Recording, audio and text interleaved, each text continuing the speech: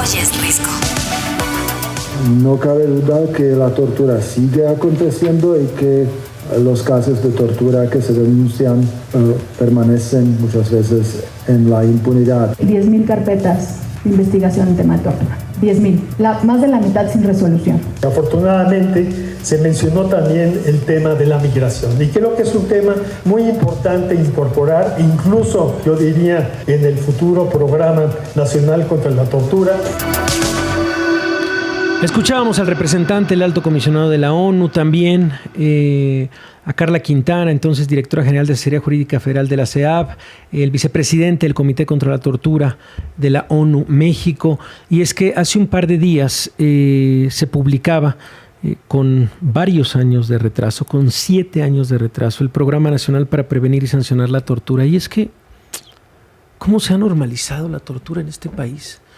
¿Cuántas veces somos testigos al mes, a la semana, de abusos policíacos en detenciones, de abusos hechos también por Fuerzas Armadas, de los abusos grabados sobre todo con celulares de los propios policías o de los propios elementos, ya sean militares, de la Guardia Nacional, en fin, a la primera provocación con estudiantes, con comerciantes, con...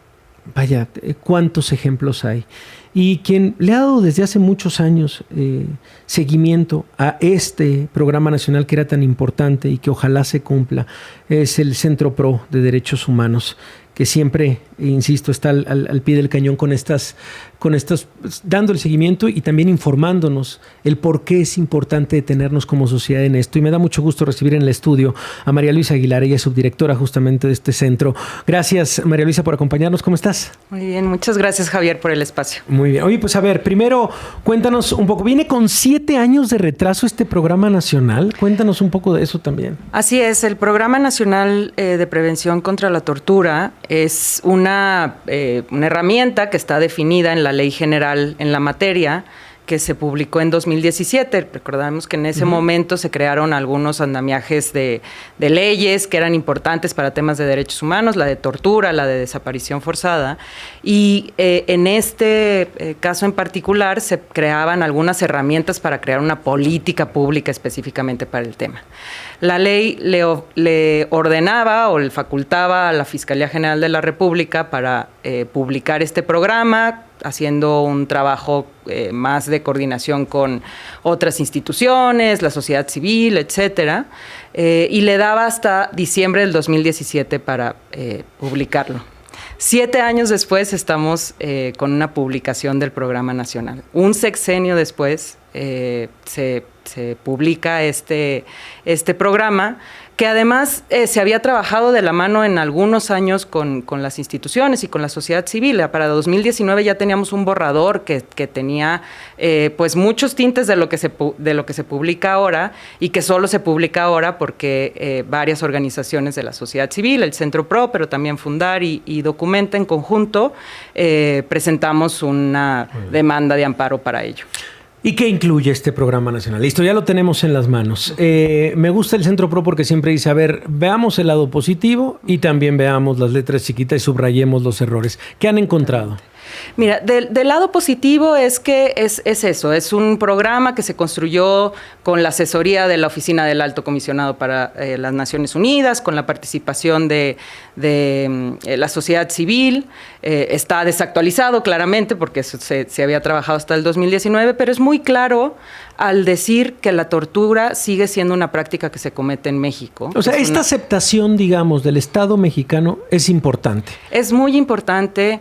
De lo que tenemos registro nosotras desde un grupo de organizaciones que hemos dado cuenta de cómo se sigue registrando los temas de tortura, hay al menos 4.500 denuncias de tortura solo en 2023, que son los últimos datos que publicó FGR. De eso hubo en ese año 15 procesos abiertos. por temas de tortura. No, de 4.500. Así es. Entonces, es muy importante que el Estado, que la Fiscalía General de la República reconozca que la práctica sigue existiendo. También reconoce que hay una práctica diferenciada en casos de mujeres, donde la violencia sexual se utiliza en esos contextos de detención.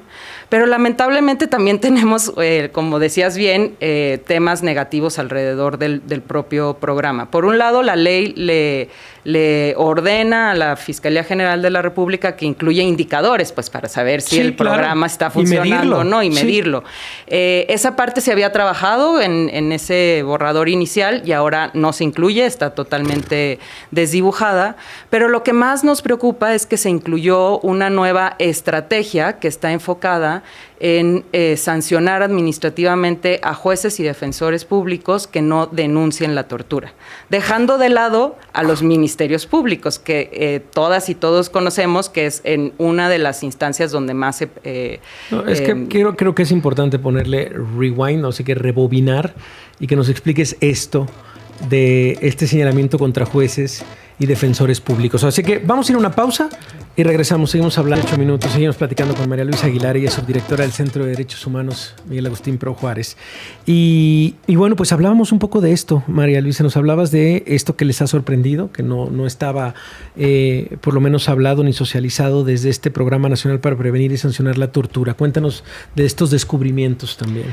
Así es, este programa que se publicó hace 2 días incluye como una estrategia, el poder o el decir que es importante que se abran procedimientos administrativos en contra de jueces y defensores, dejando de lado a los ministerios públicos, en el caso en los que estos no abran investigaciones o no denuncien una tortura de la que conocieron.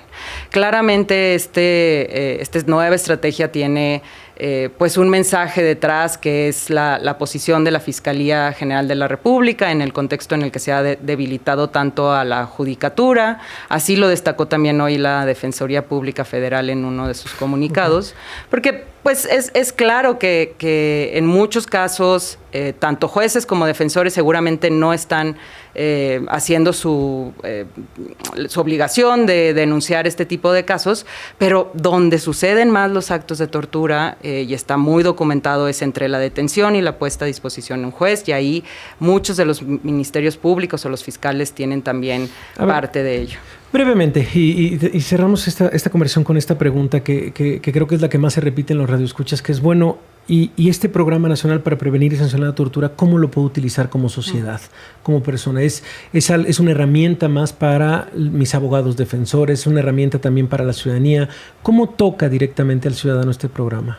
Sí, es eso, es una herramienta que nos permitiría, en casos de tener también estos indicadores muy claros, de saber qué está haciendo las instituciones, porque no está únicamente dirigido a las fiscalías.